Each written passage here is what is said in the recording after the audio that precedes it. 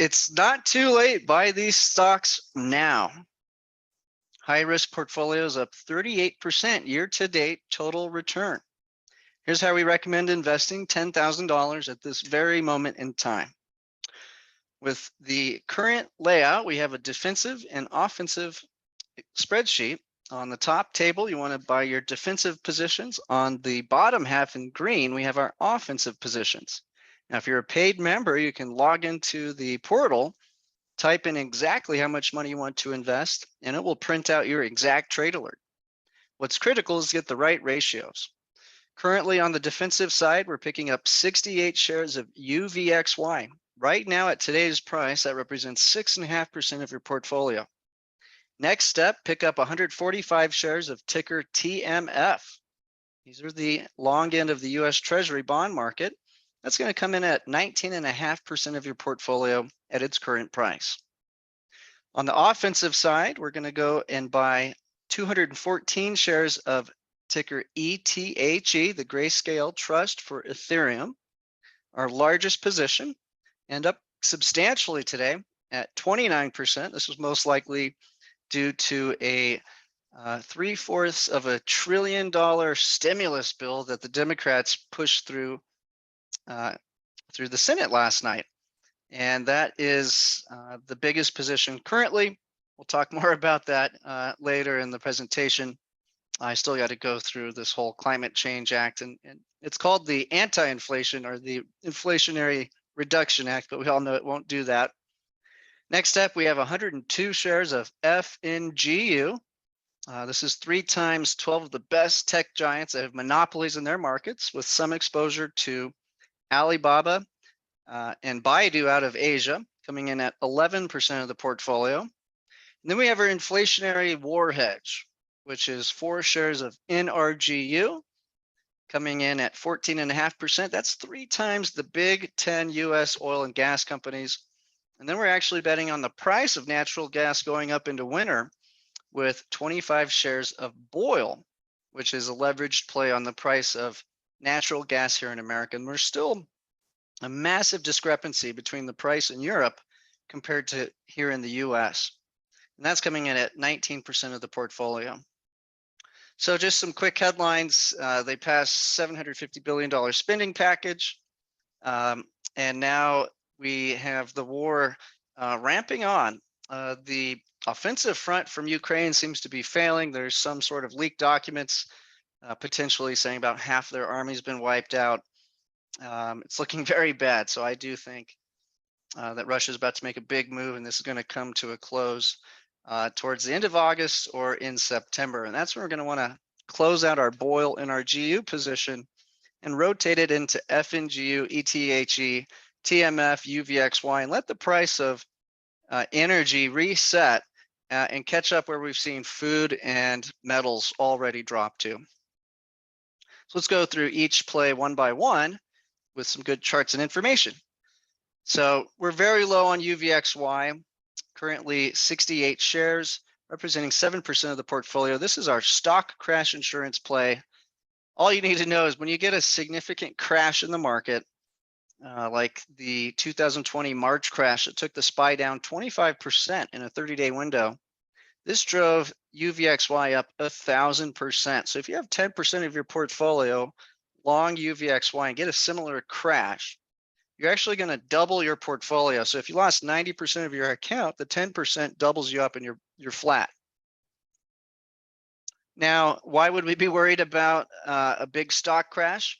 I've been actually saying I think the stock crash is over, but a few things to keep in mind is if the inflation print Wednesday comes in too hot and next month's comes in too hot, we're going to have the Federal Reserve not pivoting and probably going forward with very aggressive rate hikes and quantitative tightening to force the US economy into a severe recession ahead of midterms to get inflation down. Now, I do think the prints will come in soft enough and that the Treasury and the Federal Reserve are in cahoots and want to let inflation run hot through midterms. So at this point, we're not recommending, obviously, exiting our long stock, crypto, and energy plays. But with the dollar at this level, it has caused many problems in the past. You can see this in the chart above. And when the Fed hikes rates too high and too aggressively, it's caused many different crises. Now, this chart shows all those throughout history, but it doesn't tell all the times the Fed pivoted and avoided a crash. So it's a little misleading, assuming that the Fed is going to pivot here. There's really two really nasty periods in time where the stock market did horribly. One was in World War I, World War II, when we had deflationary issues. And then after that, in the 70s, we had inflationary issues. We're not living in the 30s where we didn't know how to print money. And we're not living through the 70s where we had a labor force that was growing. So I do think that the inflation will come down and that the government's going to keep growing debt. And that's going to be very bullish for markets. Step 2, buy 145 shares of TMF. This is the deflation hedge. All we're expecting with this is the cost of goods to fall and for inflation and growth to slow down. We're not necessarily betting on a crash, we're just betting on a slowdown. This means we believe interest rates will fall and the TLT will rise. In this chart, you can see the history of the TLT is that it goes up almost all the time. And this is the mechanism for governments to grow debt. They have to get interest rates lower and lower. Otherwise, it's game over. They won't be able to fund the government. They all get fired. And we know that's not what any of these politicians want to happen. If we look at these charts, we're seeing essentially all bond markets recovering currently. So TLT, that's your big government long end bond recovering. Investment grade bonds for corporations like Apple and Amazon continuing to recover. Even the junk bond market finally recovering, and with a beautiful, beautiful jump, 6% in the last month. This was the bond market that was really slacking behind its peers. Now we like TMF because it gives you 3 times the leverage. So we're actually getting 3 times our bang for our buck by buying TMF instead of the TLT. If we look at other charts that we're not playing in our portfolio, but just different spectrums of the bond market, we can see the 3-month bond market has been going straight up at the fastest pace in history. But if we zoom in, we can see it stopped going up. So the short end of the bond market's starting to cool off here, which is what's going to guide the Federal Reserve to its neutral rate. 2-year, saying the same thing. You can see zoomed out, it looks very scary, but that move is almost over. Now, in the last several days, we've had this jump from 2.9 to 3.3. So that's not so good for expecting the Federal Reserve's neutral rate to be about where we're at. They're going to have to keep hiking quite a bit. Long term, though, if we look at the 10-year, you can see once again the trend is for interest rates to go lower, and that's the only way the government can continue to finance its budgets and continue to run deficits, which are absolutely critical here.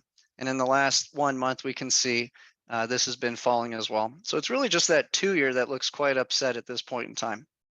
30 years, same picture, and it's also finally stabilized here. Now, other markets that have been having problem with their bond market was the Japanese bond market. That's been cooling off. We can see those interest rates been falling since June.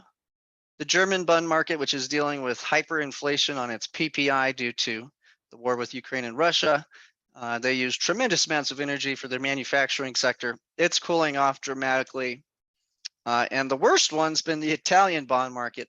The ECB is actually using debt from that's retiring from Germany to pay off and suppress interest rates on Italy. So they're tightening some of the countries to pay off other weaker countries. But overall, we're seeing all bond markets recover here. DXY looks like it's stopped rising and getting ready to fall. DXY is highly correlated to interest rates. We can see it can go to these levels, but it usually doesn't withstand these levels for long. If the DXY is about to fall towards 90 to 80 over the next 2 to 4 year stretch, you want to be long stocks and especially cryptocurrencies because we're going to make a massive return during that move. And unless, again, the inflation remains ultra hot, I do believe DXY is on the way to fall alongside interest rates. Another look at some of the trading pairs against the dollar with the euro. This is weakened to parity. Previously, it was trading at a premium. from 0.9 moving all the way to 0.98. Japanese yen also starting to strengthen, going from as weak as 140 down to 135 today. And the Chinese yuan has stopped its devaluation as well. So this is all good news, showing that the dollar shortage is starting to slow down. Probably our biggest fear heading into the next several quarters will be how aggressive the Fed does quantitative tightening and what impact this will have on stocks and bonds. So we can see they've started to slowly reduce the total balance sheet. Same thing in Europe. We can see the same pattern here. In this chart, we're looking at jobless claims and initial jobless claims. So we're starting to see a little bit of weakening in the labor market. Friday was a hot print with 500,000 jobs added. But the reality is the labor force reduced. So there's less people working over this print. And the reality is a lot of people are now working 2 jobs. So I'm not so sure we have such a hot economy to drive this inflation. Furthermore, if we look at hourly earnings, this is running hot at 5.5%. So we're starting to see the wages catch up with the inflation rate, which should be very bullish for the consumer, seeing that they're getting a higher pay as inflation starts to fall. So this could be very likely a Goldilocks situation. This chart showing you that you can very well likely go into a recession with the beginning of it starting with still positive payrolls. So the Fed's not careful here. They could drive what could be a very weak recession into a very strong recession or even a depression. So all eyes on Mr. Powell. Next meeting will be in September, although we get the Jackson Hole speeches, which may give us some clues next month. This Wednesday will be a very critical CPI, and Thursday, the PPI. Starting to see a fall in prices across all spectrums. Everything is falling. I'm highly confident the inflation is coming down. This is showing you the total new home sales and median new home sale price all falling. Retailers have massive merchandise buildups, so they're starting to do big discounts to clear out the inventory. Lumber futures crashed from 1,200 to 479. Copper futures fell from 4.5 to 3.5. Now we can see it's starting to stabilize. We don't want to see copper fall off a cliff. That might indicate bigger problems on the deflationary side. Baltic Dry Index, the cost to ship commodities between various continents, down from as high as 5,000, now at 1,560. Wheat futures, even with all these blockades in Russia and Ukraine, have crashed from 1,200 to 800. So it's quite likely the CPI will fall over the foreseeable future here. Now, this is the University of Michigan Consumer Sentiment. We'll get this updated on Friday, but I think it's going to bottom out and start to rise. So this is typically a really good time to buy the dip in stocks, as the consumer thinks things will never get better until all of a sudden it does. They're usually the last to figure that out. Initial claims rising, as we saw in that last chart. And we have an inverted yield curve. So it's the steepening of the yield curve that gives us more warning signs. There's rumors that Janet Yellen will be kicked out after midterms and Larry Summers will be put in. He wants to jack up interest rates and cause this to steepen and force the economy into a high unemployment rate, a recession, because he thinks the inflation's not going to go away. So we'll see. Probably the CPI prints over the next 6 months will determine that. For now, if you see an inverted yield curve, you want to bet big on growth stocks. Here's the core inflation rate, came in at 5.9. Deutsche Bank, with a note from Jim Reed this morning, thinks this will jump to 6.1. I highly doubt that. I think this will continue to fall for the remainder of the year. We got negative PMIs throughout Europe, indicating interest rates will fall, as well as inflation. Used car index has been falling for months. This was leading the inflation for much of the run-up. Container shipping rates are all falling dramatically. And the bond market's now not believing the Fed will hike rates so aggressively anymore. In fact, they're now predicting we're going to have to cut rates into 2023. Other charts which have shown a drop in price are soybeans, wheat, corn, And the entire spectrum of the bond market is now falling in this chart. So that's what we're expecting. Buy bonds and sit back. We probably got a 2 to 4 year run up. Now, if bonds are going to fall, but the economy is going to be decent, slowing down, but not crashing, which is what we're expecting, you're going to make a lot more money buying tech stocks than you will bonds.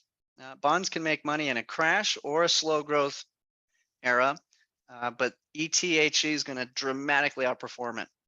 In fact, today, TMF's up 4.6% and ETHE is up 7%, just to give you a little perspective. It can easily outperform the bond market, leveraged by at least 2 factors. So ETHE is the ultimate growth asset. You want to own growth assets in a low growth environment. So here's ETHE over the last month, jumping 46%.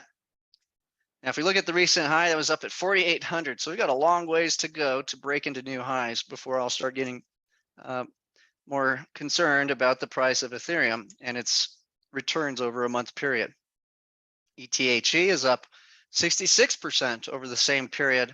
That's because it was trading at a great discount. It had actually fallen far more than Ethereum had fallen as the Grayscale Trust developed a discount compared to the assets in its trust. This will start to slow down as that discount window has been slowed down. Big headline for crypto is that BlackRock has partnered with Coinbase. So it's the big evil bank that is tied to the government and quite likely going to keep Coinbase out of trouble. Now, remember, they were saying in 2017, Bitcoin's an index of money laundering. 2021, bullish on blockchain, but not Bitcoin. 2022, they've partnered with Coinbase. This chart showing you just how fast the adoption for Bitcoin has been and how far it could still go. So you can see it's been the fastest growth asset in history in terms of return and adoption, but it's still going to take several decades to get to all these other technologies in the chart. Now, Bitcoin, again, is that little red line on the far right. So it's still got a lot of growth ahead, decades of growth ahead. Now, we like Ethereum over Bitcoin as it will become deflationary once it switches to proof of stake. And it's got a lot of advantages that Bitcoin just doesn't have. Bitcoin may be sound money, but Ethereum allows you to develop software applications that are on DeFi. And so now we can see there's more open option interest in Ethereum than Bitcoin. Will Ethereum overcome the market cap of Bitcoin? I do think it will over time. We're seeing a lot of people hold that had less than 1,000 Ethereum. So retail's been gobbling up these prices at this low. We just hit the 200-week moving average, going under it. This has been an incredible buy signal throughout history. It's only happened 4 times. And every time it led to dramatically higher prices. Same with the RSI. Only 3 times it's gone below this level on the RSI and led to great returns. Now, if you're looking for blood on the street, we just had the worst month and the worst quarter ever in Bitcoin's history. So we're very bullish on this. The main reason why is we believe governments will devalue their currencies by printing money. And it's happening faster and faster and faster. What took 215 years to reach 7 trillion in debt took less than 2 years due to what I believe was a completely orchestrated crisis by governments globally to lock down the entire world and print trillions of dollars for their cronies. And they just passed another $750 billion bill this weekend while everybody was not paying attention. Step 4, buy 102 shares of FNGU. This is 3 times the tech giants. And this is keeping pace with ETHE pretty well, helps us diversify our portfolio against specifically regulations potentially that could be at risk for Ethereum. Just to show you how well these big giants are doing, like Amazon, even with all the negative news, they just hit a new record in sales for Amazon Prime Day. Now their profit margins are getting squeezed due to the diesel fuel costs. Those costs are going to come down. Another signal to go long tech is to see this many consecutive days with new lows on the NASDAQ. Just doesn't happen very often. Here's that FNGU chart. Not quite keeping up with ETHE over the entire month, but it is up 28% over the month. Big picture, it fell from 50 to 8, and now it's at 1055. It's up a bit this morning. These charts were taken last night before the market opened. Starting to see a recovery in the S&P 500. Starting to see a recovery in the NASDAQ QQQ index. We're starting to finally, hopefully, see a recovery in emerging markets, which has a third of its portfolio in China. And most likely, China's getting ready to do some heavy-duty stimulus to protect their markets. And as, again, interest rates and the dollar falls, EEM typically outperforms the SPY. We're also worried about Europe completely collapsing and causing systemic risk to the entire global financial system. So we're keeping a look at ETHE. Our safe growth strategy did exit this position, but we're keeping a look at it anyways to look for canary in the coal mine warning us. It's also recovering here. In our safe growth strategy, we're long uranium. Long term, we're going to hold this for decades. Really, the only way to convert to clean energy will be with nuclear power. So we'll see if they ever figure that out in Congress or not. But this chart's also stopped crashing. We're long rare earth metals. This will help power anything with a battery, because this is where we get the lithium mined. With REMX, long-term hold on this position. Some specific stocks, you can see this huge jump in Amazon, huge jump in Apple. Apple's almost back to flat for the year. Alibaba went all the way up to 120, fell back to 90 due to delisting fears. Love Alibaba at 90. And these tech stocks are not as outrageously priced as previous bubbles because they print money like nobody's business. Now, if we are in a recession, which we've just had 2 negative GDP prints, you don't want to wait till the recession is completely over to buy stocks. You can see in this chart, the market trough is not the best date to purchase your stocks. You want to get towards the middle of it, which I think we are very likely in. And the 12-month return from there is averaging 43%. Now in this chart, we're looking at forward multiples. We're at the 16 level. The lowest we've seen in most crashes are 14. So the only thing I would see causing problems is if we've misjudged the inflation, if those prints come in very hot Wednesday and again next month, and then the Fed goes and overdoes the tightening with rate hikes and very aggressive quantitative tightening, we could very likely get one more leg lower. And then they'd have to absolutely pivot their policy because the economy would be heading into a depression and there'd be massive layoffs across the board. I don't think they're going to do that into midterms, but we will see. The NASDAQ has insiders buying at record pace right now. Now here's that print that came in so hot, 528,000 jobs. The reality is the labor force shrunk, so there's less people working. And what really happened is people lost full-time jobs and they massively picked up a second job. So I'm not looking at that as something that's going to cause inflation that's problematic for our portfolio. The banks continued to grow credit, and the consumer just added a whopping $40 billion in credit. I believe they opened up something like 250 million new credit cards this past 2 quarters. Retail sales has stopped its decline and actually went up 1%. So the economy is slowing, but it's not crashing. Consumer spending hit a new high. Trade balance is shrinking, but it's still highly negative. That's what we want to see a strong U.S. consumer. New home sales have cooled off, but still at high levels. And we want that. We want these housing sales and prices to cool off for the way we're positioned, just not crash. China's PMI, which was scary as they locked down the whole country to fight inflation, or supposedly COVID, is reopening, and their PMIs are bouncing back to healthy levels. Their exports show that the global economy is just fine and dandy at 332 billion, just 7 billion shy of the 340 billion record for exporting. Now their internal economy is quite weak. This shows us they really need to stimulate because their exports are dramatically higher than their imports. Step 5, buy 4 shares of NRGU, the inflation war hedge. This is a note from a famous guy, Peter Zahan, who used to work at the Federal Reserve. And I'm going to read it.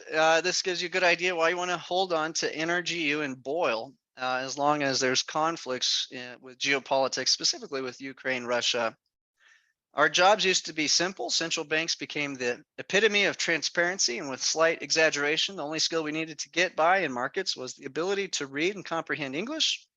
Central bankers have been saying for over a decade that their aim was to fight deflation by inflating asset prices. And all we had to do was borrow at low rates and buy assets irrespective of quality. Now our jobs are becoming more difficult. The policymakers to follow are no longer central bankers, but heads of state at pinnacle of power who aren't known for their transparency of their thinking. Thus, with slight exaggeration, the low inflation world stood on three pillars. First, cheap immigrant labor, keeping service sector wages stagnant in the US. Second, cheap goods from China, raising living standards amid stagnant wages. Third, cheap Russian gas powering German industry and the EU more broadly. US consumers were soaking up all the cheap stuff the world had to offer. The asset rich, benefiting from decades of QE, bought high-end stuff from Europe, produced using cheap Russian gas, and lower income households bought all the cheap stuff coming from China.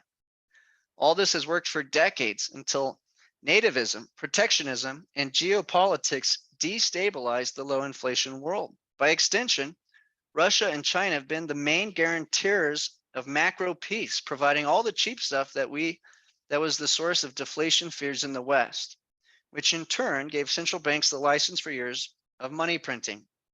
But now that the pillars of the low inflation world are changing, central banks are done with fighting deflation with asset price inflation and are now fighting inflation with asset price deflation. Central banks are adapting to a world that's gone from having too much stuff and not enough demand to a world that has not enough stuff and too much demand.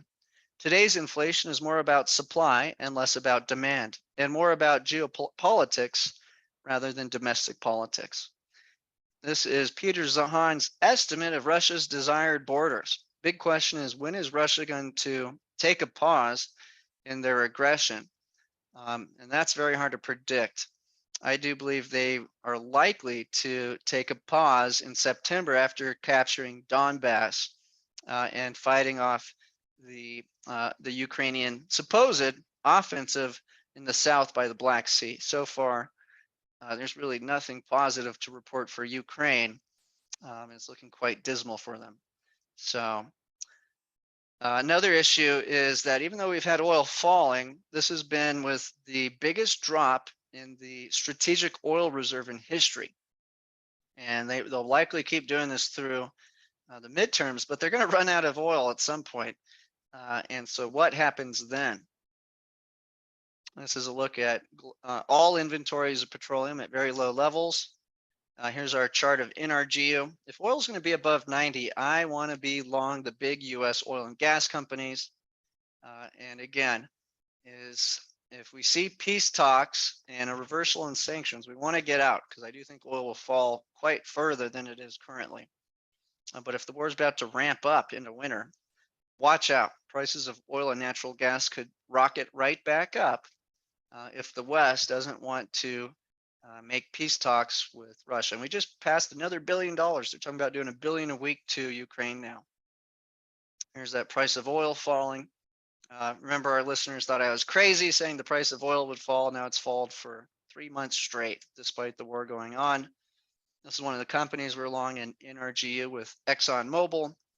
And again, with prices above 90, they are printing money like nobody's business. Here's a look at the current war front. Primarily what's happening is the Donbass region is getting shelled massively, lots of losses on the Ukrainian side. And we're waiting to see this supposed Ukrainian front offensive move down by the Black Sea. So far, nothing positive to report for the Ukrainians.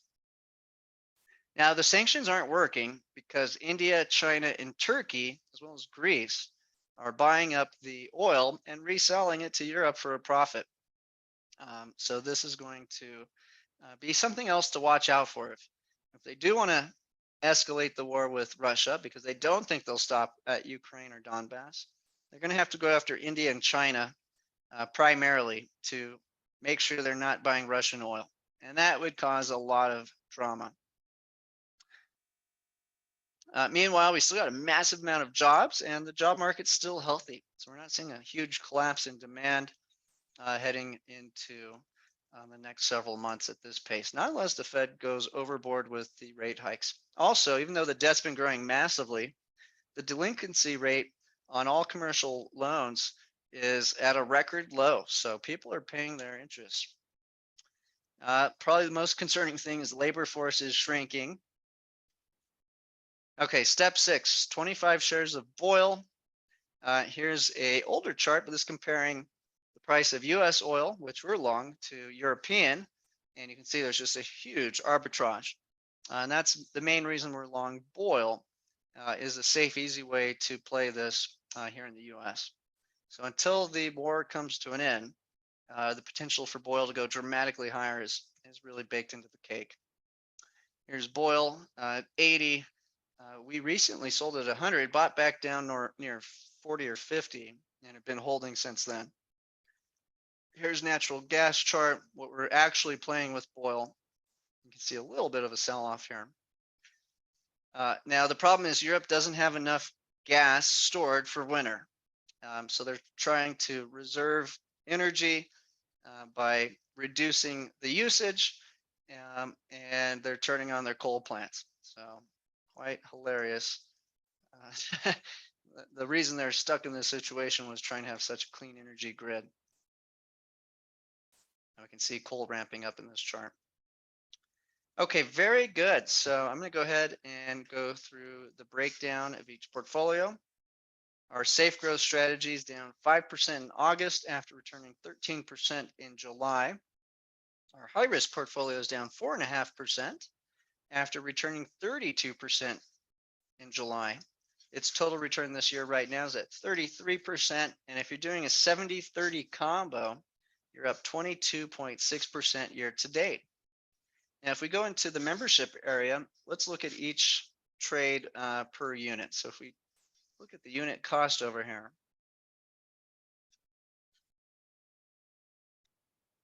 this is what it costs to build one unit. Now, the unit is a ratio of shares. We're not targeting an asset allocation percentage. We're targeting a ratio of shares.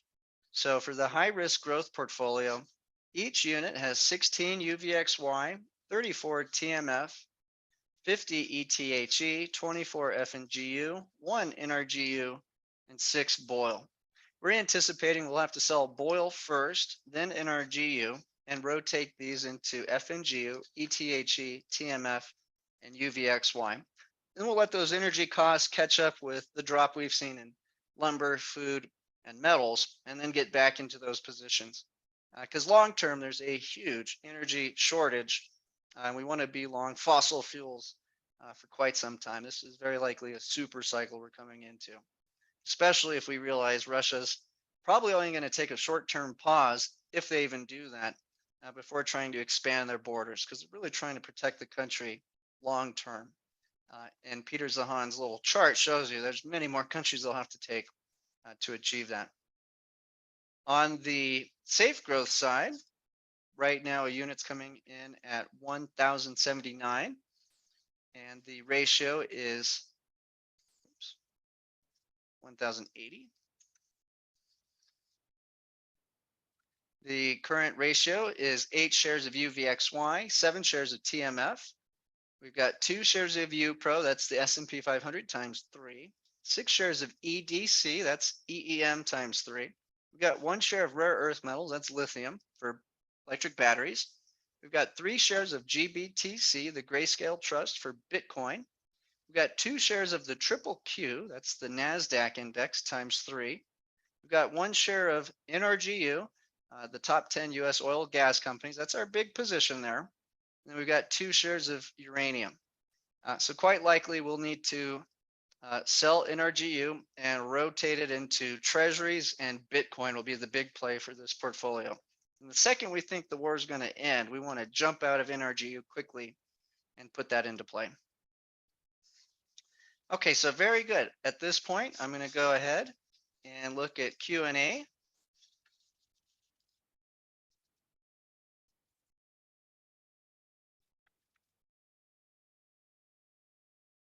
Kent says this is live seminar. Yes, it is. Steven says if they take away complex investments, will we still be bullish on cryptocurrencies? Yes. Yao says, should we still be long triple Q? Yes, still long triple Q. Ashok says, what's your take on the delisting of Chinese stocks? I don't think it'll happen. The Chinese would put a lot of pain in the American economy right before we go to midterms. Highly, highly unlikely. And they've been talking about doing that for years, so nothing new there. Donald says, what is PMI? That's a measurement of the manufacturing sector's activity. Don says 70-30 combo, that's 70% safe, 30% high risk. Yao says, how high of a price will TMF go back to? It'll probably break to new highs or near new highs in the next 2 to 4 years. Now, we had a pretty extreme event that was highly deflationary to get it to its recent high. So I'll be pulling profits off way before it gets to that level.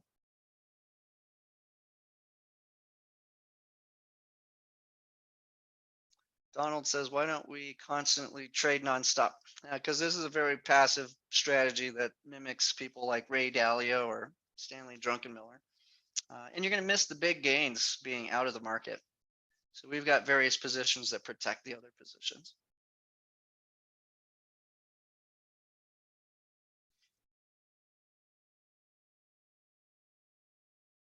Great questions.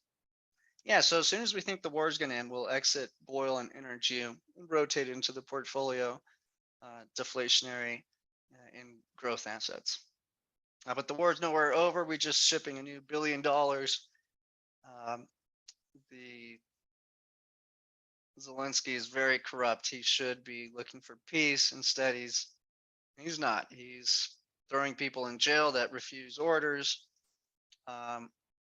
And so it's as grim as it looks for Ukraine. I don't see an end anytime soon. As early as end of this month, more likely in September.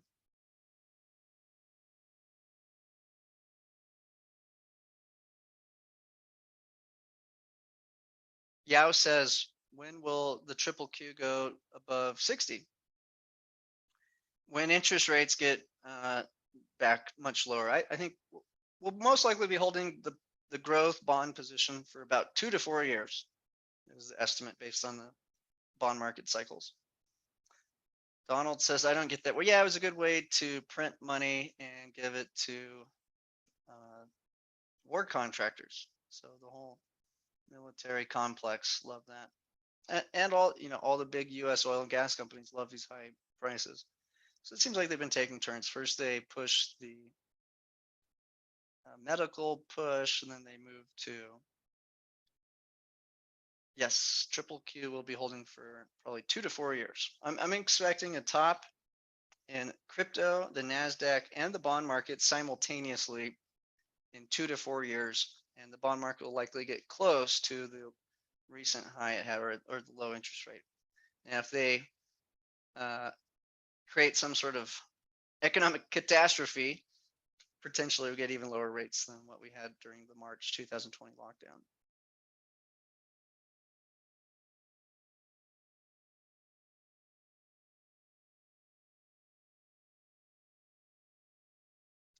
Okay, great, guys. So yeah, probably be holding these positions for about 4 weeks at a minimum before I think we would start to see clarity on the direction of the war.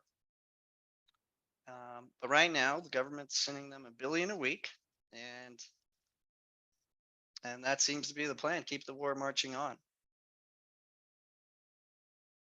Yeah, can't beat them, join them, Donald says. Very good. So reminder, we also have if you want a more aggressive crypto play, I'll go back to the chart. So if you want to get a more aggressive Ethereum play, this is only available to paid members. Wow, we're getting back to the beginning.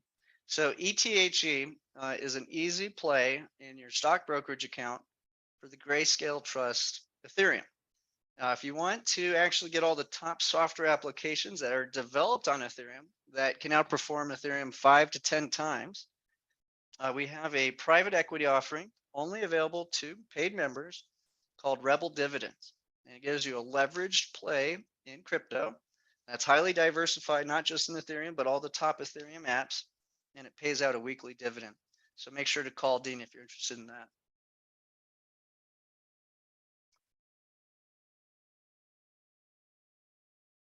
Yeah, Mary. So the housing market interest rates will follow the bigger markets. So probably about 2 to 4 years. But then as far as timing are you looking like when to refinance? Yeah, probably about 2 to 4 years.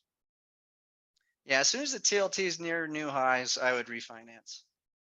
It may not break to new highs without some sort of orchestrated calamity. So we'll see what they've got planned for us next, but probably through midterms, most likely we're not going to see some sort of big crisis. Maybe before the election, perhaps, depending on the outcome of the midterms.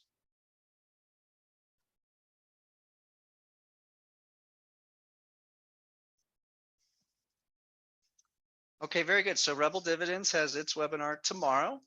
If you'd like more information on that, call 505-322-7515.